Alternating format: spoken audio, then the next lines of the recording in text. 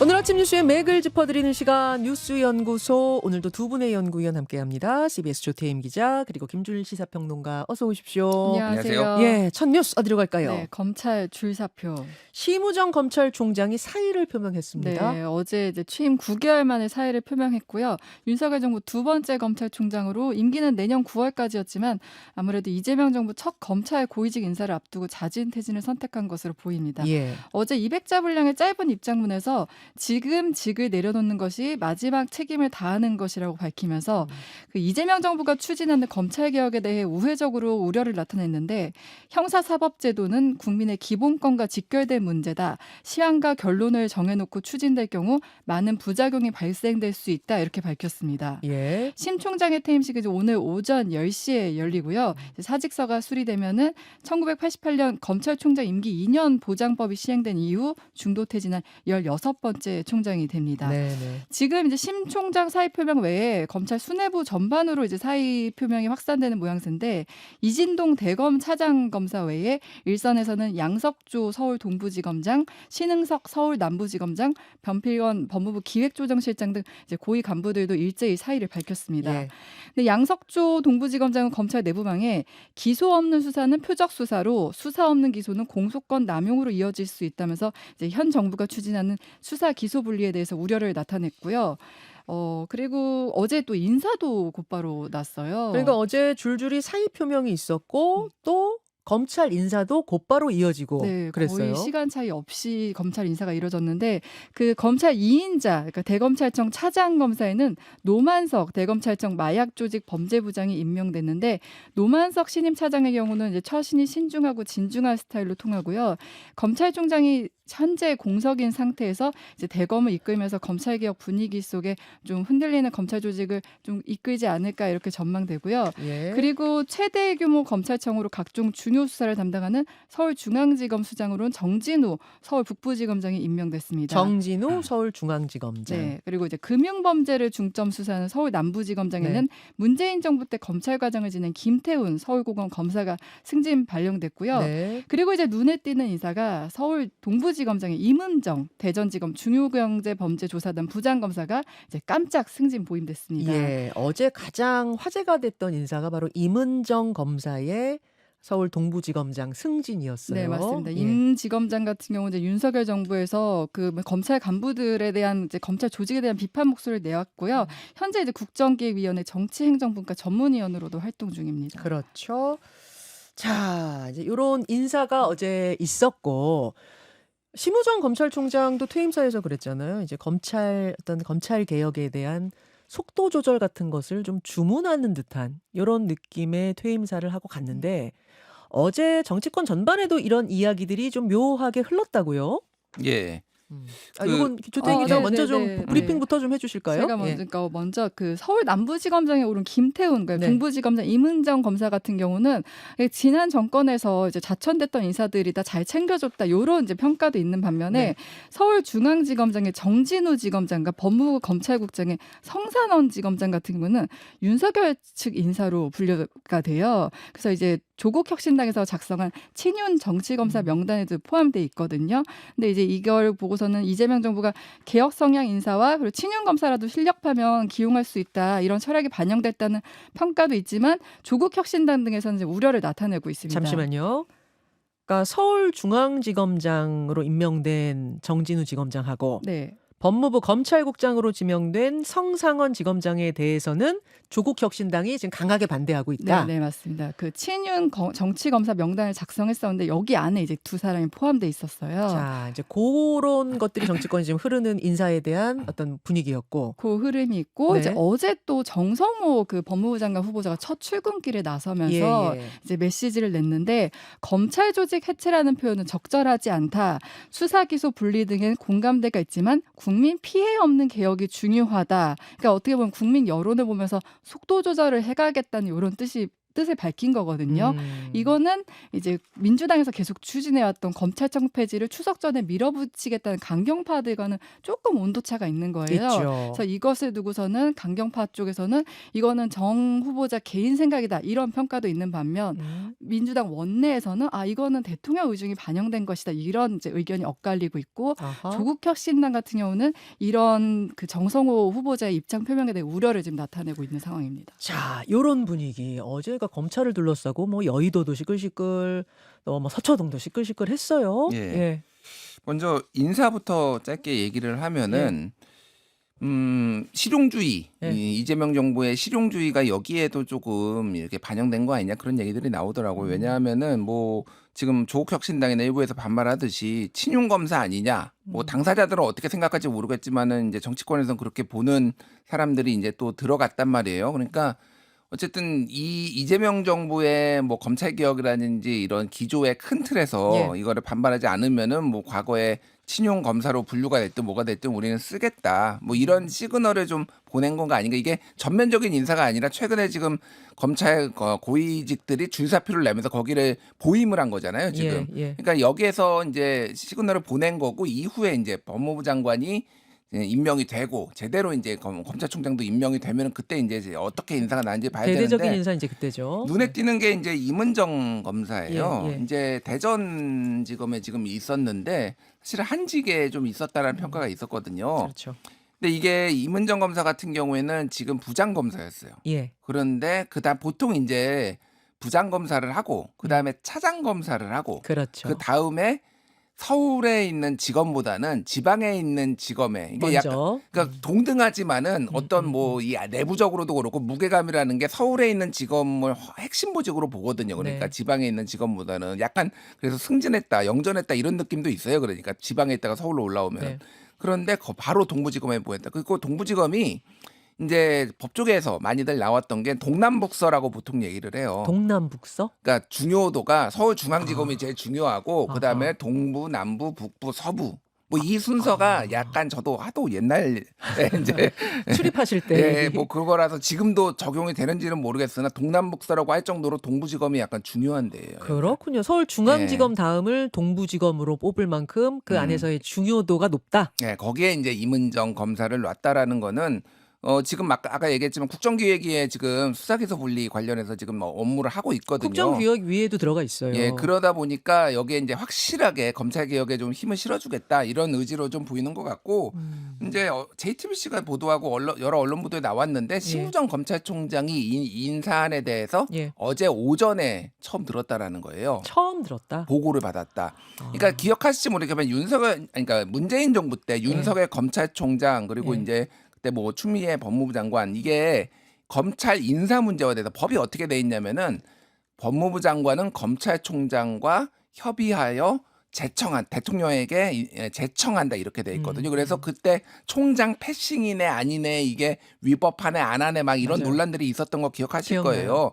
사실상 총장 패싱입니다. 그러니까 이거는. 그러니까 심우정 너 나가. 그래서 왜 어제였느냐라는 거를 보면은 확실하게 패싱 당하고 지금 나간다. 그러니까 왜 어제 사퇴였느냐? 예, 어제. 그리고 어떻게 사퇴하자마자 또 인사가 났어가 아니라 그게 음, 동시에 이루어진 거군요. 그러니까요. 인사를 보고 내가 패싱된 인사네? 이렇게 되면 사퇴가 된 거군요. 거기에 대해 이제 검찰 개혁 안에 대해서도 나는 동의 못 하겠다. 사실상 이렇게 얘기를 한 거고 지금 검찰 개혁에 대한 정권의 약간의 이견들 뭐 있는데 정성호 법무부 장관 후보자 같은 경우에는 지금 이제 검찰 조직 해체라는 말에 동의하지 않는다. 그거는 국민적 정서 눈높이에 맞지 않는가 그런 과격한 단어 쓰지 않겠다. 뭐 이런 거거든요. 이게 그러니까 문재인 정부 때도 검수완박이라는 표현을 써가지고 이 표현의 적절성. 근데 검수완박이라는 게 검찰 수사권 완전 박탈인데 그게 그렇게 되지도 않았어요. 그러니까 그냥 검경 수사권 조정을 통해서 부패 경제는 또 검찰이 남고 그것도 시행령으로 또 나중에는 다 복원되고 막 이런 과정이 있었잖아요. 그리고 그 용어 자체가 그 지지자들이 처음에 만들어낸 거예요. 검수완박이 민주당에서 민주당 쪽에서 나온 거죠. 예, 그러니까 민주당이 공식적으로 만든 것도 아닌데 이게 그러니까 아마 정성호 법무부 장관 느낌은 그런 걸 거예요. 그러니까 이렇게 좀 과격하게 미치고 감정적으로 미치고 이게 검찰 개혁에 도움이 안 된다라는 거고 일종의 이제 문재인 정부 때처럼 뭐 한 임기 중반에 이렇게 나오지는 않겠지만은 약간의 속도 조절로는 이제 얘기를 한 거거든요. 그게 이제 당 상황하고 무관하지는 않은 것 같아요. 지금 특히 이제 정청래 당대표 후보자 정청래 의원이 네. 3달 안에 끝내겠다. 아, 추석 전에 끝내겠다 그렇게 예, 얘기한 추석 거죠. 그러니까 그거를 이제 추석이 언제죠? 추석이? 10월 6일부터인데 10월 6일. 지금부터 한 3달이에요. 그러니까 그러네요. 예. 전당대회가 8월 2일이니까 전당대회로부터 2달이네요. 전당대회로부터 2달인데 이게 그러면은 사실 8월 2일이지만 정기국회가 열려야지 이게 제대로 될 거 아니에요. 예. 그러면 한 달 만입니다. 9월 한 달 만에 다 검찰개혁 끝내겠다라는 건데 이거에 대해서 약간 어느 정도는 선을 그은 거고 어제 이제 KBS 정청래 의원이 KBS 라디오에 인터뷰하는데 해프닝이 있었어요. 그 진행자가 네. 추석 전에 하겠다라는 거 이거 허언 아니냐라고 하니까 굉장히 화를 냈습니다. 정청래 내가 이러니까 KBS 안 나온다.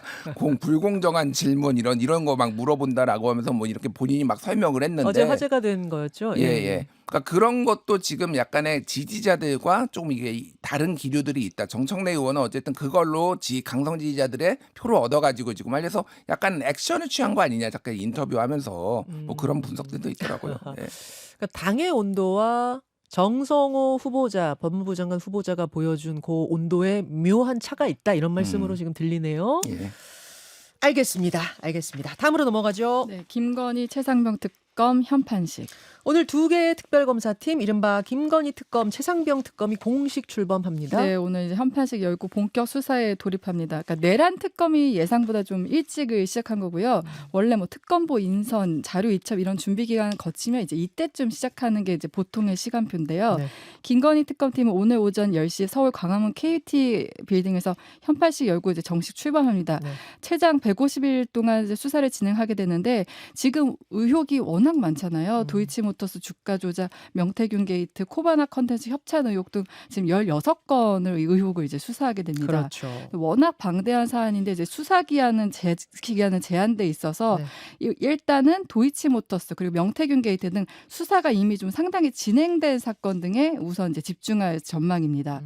민중희 특검은 기자들과 만나서 그 김건희 여사 신병 확보와 관련해서는 차차 말하겠다 이렇게 말을 아꼈는데요. 앞서 말한 것처럼 도이치나 뭐 명태균 게이트 같은 경우는 상당 부분 수사가 진행됐기 때문에 조만간 김 여사에게 이제 소환 통보할 가능성이 높다 이렇게 보고 있습니다. 네. 그리고 이제 오늘 같은 날 최상병 사망 특검팀도 현판식을 열고 이제 수사에 돌입하는데요.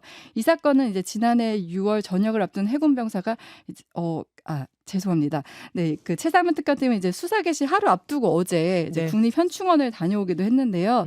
최상병 특검에서는 조직적인 은폐 지시 여부와 그다음에 당시 국방부 라인과 청와대 보고 라인까지 수사가 확대될지 이제 주목되고 있습니다. 예. 그리고 오늘 이제 첫날인데 첫 조사 대상자로 임성근 전 해병대 1사단장 불러 조사합니다. 그래요. 그 윤석열 전 대통령은 내란 특검에서 소환을 계속 요청했는데 날짜 가지고서 막 씨름이 있었잖아요. 네네. 결국 어떻게 정해졌어요? 결국 이제 5일에 나가는 걸로 얘기가 됐는데 이 5일에 나가는 것도 되게 특검팀에서는 9시, 오전 9시에 나오라고 했는데 이제 윤석열 전 대통령 측에서는 이제 10시로 조절해달라 이렇게 입장을 밝혔어요. 하지만 특검 측은 이것까지는 받아들일 수 없다 해서 이제 9시로 못을 박았고요. 만약에 이번에 윤 전 대통령이 조사받으러 나오지 않으면은 뭐 체포영장 등 이제 강제 구인까지 할 수 있다 이런 방침입니다. 굉장히 가깝잖아요. 네, 근데 거리가 계속 가깝죠. 9시는 안 된다, 10시여야 된다라고 이렇게 주장하는데 어떤 근거가 이유가 있는 겁니까? 여러 추측이 나오는데 방송에서는 좀 말하기 어려울 것 같아요. 하지만 10시가 이번에는 받아들여지지 않았다는 말씀이시고 9시로 정해졌다는.